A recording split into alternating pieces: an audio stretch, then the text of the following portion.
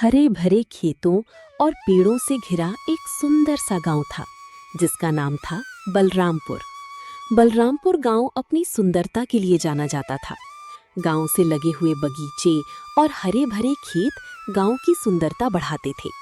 गांव से लगकर एक नदी बहती थी जिसका नाम था नर्मदा। इस नदी से ही सारे बगीचों और खेतों को पानी मिलता था। गांव की खेतीबाड़ी इस नदी पर ही निर्भर थी। गर्मी का मौसम अपनी चरम सीमा पर था, जिसकी वजह से नदी भी अब सूखने के कगार पर थी। गांव के लोगों को अब बारिश का इंतजार था। गांव में 3 पड़ोसी कोमल, सुरेश और राजन रहते थे। कोमल अपनी पत्नी सरला के साथ रहता था और सुरेश और राजन पास के घर में एक साथ रहते थे। गर्मी से परेशान गांव के लोग कोमल, सुरेश और राजन चंदू की दुकान पर बैठी बातें कर रही थी। अरे भाई, इस साल तो गर्मी ने बहुत परेशान कर दिया है। धूप में बाहर निकलने की हिम्मत ही नहीं होती। भाई ऐसी गर्मी में तो खेती करना भी मुश्किल हो जाता है। काम करने का भी मन नहीं करता। सही कहा, लेकिन काम तो करना ही पड़ता है। बिना काम के तो कुछ नहीं हो सकता। अगर काम नहीं होगा तो हमारे घर में खाने को भी कुछ नहीं होगा। हाँ, इतनी तेज धूप में बगीचे भी बहुत जल्दी सूख जाते हैं और खेतों में पानी भी बहुत लगाना पड़ता है। और ऐसी गर्मी में पानी की समस्या तो आम बात है। अगर ऐसा ही चलता रहा तो हमारे खेत बर्बाद हो जाएंगे। अब तो बस बारिश का ही इंतज़ार है। अब बारिश ही सब कुछ ठीक कर सकती है। कोमल, सुरेश और राजन बारिश के बारे में सोचते हुए अपने घर चले जाते हैं।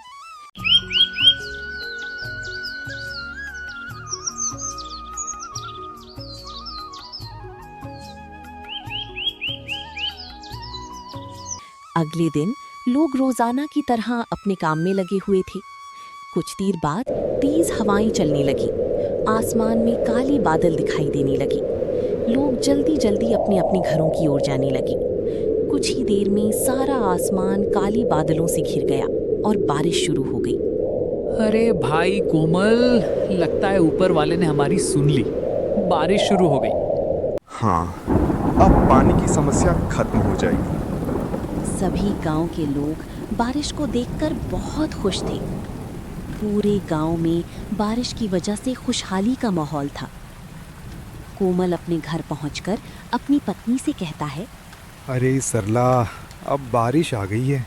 अब ये गर्मी कम हो जाएगी। अब हमारे खेत और बगीचे हरे भरे हो जाएंगे। और नदी भी सूख रही थी, अब वो भी पानी से भर जाएगी। हाँ, अब हमारी फसल भी अच्छी हो जाएगी। अब हमें फसल से अच्छा मुनाफा होगा। सही कहा।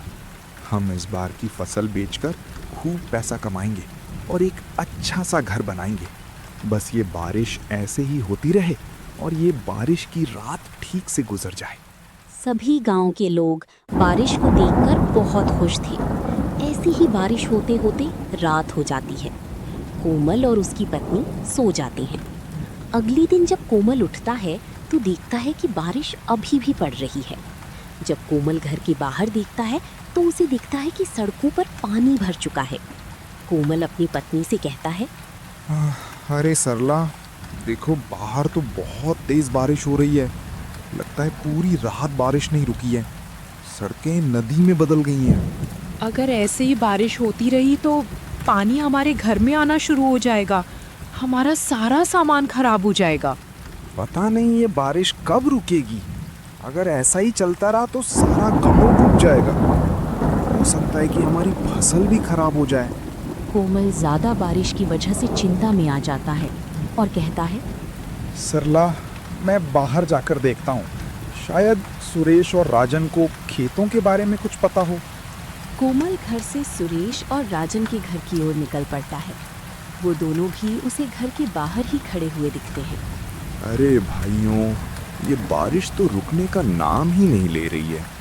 हाँ, अगर ये बारिश ऐसी ही होती रही तो हमारे गांव में तो बाढ़ आ जाएगी। मेरे घर के आगे की सड़क तो नदी बन गई है। अगर बारिश और हुई तो पानी घर के अंदर चला जाएगा। चलो, हमें खेत पर जाकर देखना चाहिए, कहीं खेतों को कोई नुकसान ना हुआ हो। तीनों बारिश में अपने खेतों की ओर निकल पड़ते हैं।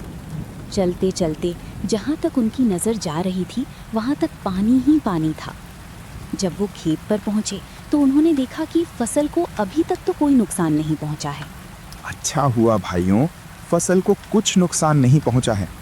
अगर फसल खराब हो जाती तो हम बर्बाद हो जाते। चलो अच्छी बात है, बारिश से हम परेशान हैं, लेकिन खेतों और बगीचों को तो पानी मिल ही रहा है। इतनी बारिश से खेतों को कोई नुकसान नहीं होगा। हाँ, और हो सकता है बारिश अब रुक भी जाए। चलो अब जल्दी से घर चलते हैं। तीनों घर जाने के लिए निकल पड़ते हैं। तभी रास्ते में बारिश अचानक बड़े तूफान का रूप ले लेती है। बारिश और तेजी से होने लगती है। तीनों एक पेड़ के नीचे रुक जाते हैं। अरे ये बारिश तो तूफान में बदल गई। अब तो बारिश और तेज हो गई है। अब क्या होगा? अब तो लगता है पानी हमारे घरों में घुस जाएगा। हमारे घरों का क्या होगा? घरों को छोड़ो, अगर ये तूफान नहीं रुका तो नदी का बांध टूट जाएगा और हमारे खेत नदी में बदल जाएंगे। हमें जल्दी से नदी के पास जाकर देखना होगा।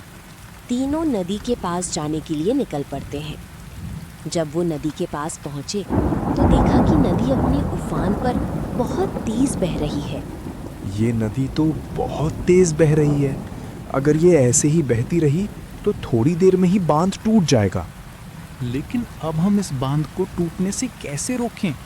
अब हम क्या करें? हमें मिट्टी के कट्टे बांध के ऊपर लगाने होंगे ताकि ये बांध मजबूत हो सके।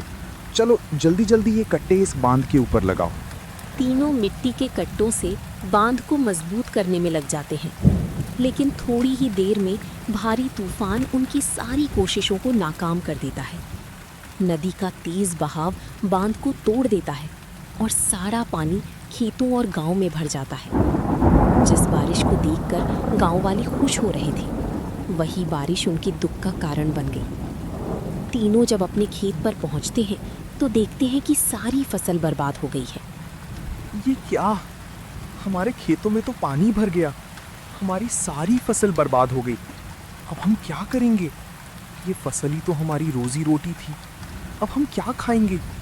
फसल बेचकर ही तो हमारा गुजारा होता है। हर साल हमारे खेतों में इतनी अच्छी फसल होती है, लेकिन इस साल पता नहीं ऐसा क्यों हुआ। तीनों दुखी मन से अपने अपने घर वापस चले जाते हैं। फसल के बर्बाद हो जाने से कोमल बहुत चिंतित हो जाता है। वो अपनी पत्नी से कहता है, सरला, हमारी इस बार की सारी फसल बर्बाद हो गई। इतनी भारी तूफानी बारिश होने की वजह से नदी का बांध टूट गया और हमारे खेतों की सारी फसल बर्बाद हो गई। जिस बारिश को देखकर हम खुश हो रहे थे, वही बारिश हमारे ऊपर मुसीबत का तूफान बन के बरस पड़ी। कोई बात नहीं, अब जो होना था वो तो हो गया। हम अब इसमें क्या कर सकते हैं? जो होता है अच्छे के लिए ही होता है। सही कहा, जो होता है अच्छे के लिए ही होता है। मैं, राजन और सुरेश, हम तीनों मिलकर कल पैसों का कुछ न कुछ इंतजाम जरूर करेंगे। बस आज ये तूफान की रात कैसे भी करके बीत जाए। जैसे तैसे वो रात बीत जाती है। अगली सुबह तूफान भी खत्म हो जाता है। अरे सरला, मैं राजन और सुरेश के घर जा रहा हूँ। उन्हें साथ लेकर मैं पैसों का इंतजाम करने निकल जाऊंगा। कोमल राजन और सुरेश के घर की ओर निकल पड़ता है। जब कोमल उनके घर पहुंचता है तो वो दोनों उसे घर के बाहर खड़े मिलते हैं। आओ कोमल आओ, हम तुम्हारा ही इंतजार कर रहे थे। मैं पैसों का इंतज़ाम करने जा रहा था, तो मैंने सोचा तुम लोगों का भी काफ़ी नुकसान हो गया है, तो तुम्हें भी साथ ले चलूं। मैंने सोच लिया है, हम फिर से खेती करेंगे और नई फसल लगाएंगे। ठीक है, हम तुम्हारे साथ जरूर चलेंगे, लेकिन कोमल, हम पैसों का इंतजाम कैसे करेंगे? हम धनराज सेठ से कुछ समय के लिए पैसे उधार ले लेते हैं। जब हमारी फसल कट जाएगी तो उसे बेचकर हम पैसे वापस दे देंगे। सही कहा, चलो हम धनराज सेठ के पास चलते हैं। सेठ जी, आप तो जानते हैं इस साल तूफान नदी का बांध टूट गया, जिसकी वजह से हमारे खेतों को भारी नुकसान पहुंचा है। हमारी सारी फसल बुरी तरह बर्बाद हो गई है। क्या आप हमें कुछ पैसे उधार दे सकते हो? हाँ, मैं तुम्हें पैसे उधार तो दे सकता हूँ, लेकिन तुम मेरे पैसे लौटाओगे कब? जैसे ही हमारी फसल कट जाएगी, हम तुरंत आपको आपके पैसे लौटा देंगे। ठीक है, मैं तुम्हें जरूर पैसे उधार दूंगा। अगर पैसे वापस नहीं लौट पाए तो हम तुम्हारी जमीन, घर, खेत सब कुछ ले लेंगे। ठीक है सेठ जी। तीनों ने पैसे लेकर अपने घर के लिए खाने का सामान और खेतों के लिए बीज खरीदे। तीनों ने अपने खेतों में बीज बोने शुरू कर दिए। कुछ समय के बाद तीनों के खेत में हरी भरी फसल लहलहाने लगी। अरे सुरेश राजन, देखो कितनी अच्छी फसल हुई है। इसे बेचकर हमें अच्छा खासा मुनाफा होगा, जिससे हम धनराज सेठ का उधार भी लौटा देंगे। हाँ कोमल, इस बार की फसल देखकर तो मेरा भी मन खुश हो गया।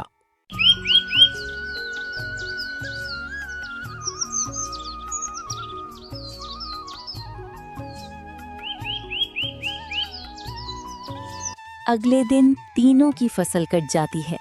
तीनों बहुत खुश होते हैं। अरे भाइयों, इस बार अच्छा खासा मुनाफा हुआ है। चलो धनराज सेठ को उसका पैसा लौटाते हैं। तीनों धनराज सेठ को उसका उधार लिया हुआ पैसा लौटा देते हैं और हंसी खुशी अपने घर चले जाते हैं। सो हेलो दोस्तों, कैसे हैं आप लोग?